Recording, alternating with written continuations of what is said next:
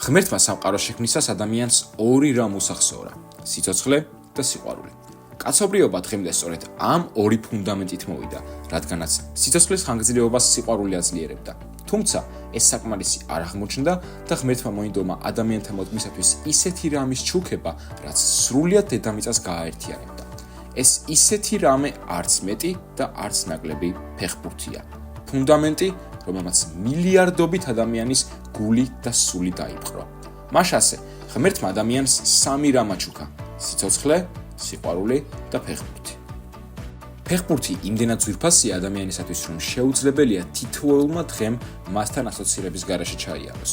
ჩვენ ვიცნობთ საფეხბურთო მაისურებს, ხედავთ მაღაზიების კუთხეებში ბაწრის ჩანთებში ჩამოკიდებულ ბურთებს და ტკბილად ვიხსენებთ დაუვიწყარ მოგონებებს, რომლებიც ფეხბურთმა გაჩუქა. გონიათ ჩვენ აქ ფეხბურთს ვთამაშობთ? არა, ჩვენ აქ სიცოცხლეს ცხოვრობთ. ლეგენდარული რუსი კომენტატორის ვასილ უტკინის ეს სიტყვები ალბათ ყველაზე მეტად ცხადყობს ფეხბურთის დიდებულებას და იმას, თუ რას ნიშნავს ფეხბურთის სიყვარული ადამიანისათვის. შეიძლება ფეხბურთი ყველას გვიყვარდეს, მაგრამ ყველას სხვადასხვა საფეხბურთო სიმპათიები ჰქონდეს სხვადასხვა საფეხბურთო კლუბების მიმართ.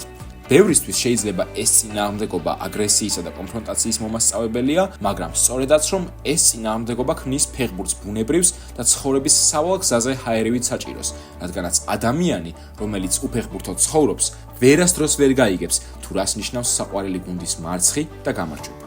შენ შეიძლება შეიცვალო ცოლი, პოლიტიკური პარტია ან რელიგია, მაგრამ შენ ვერასდროს შეიცვლის შენს საყვარელ საფეხბურთო გუნდს, ამბობს ფრანგული ფეხბურთის ერთ-ერთი უდიდესი ლეგენდა ერიკ კანტონა. ფეხბურთმა დროსა და სივრცესთან ერთად ევოლუცია განიცადა და არც მომავალში დააღალატებს იგი ამ ტრადიციად ქცეულ აქსიომას.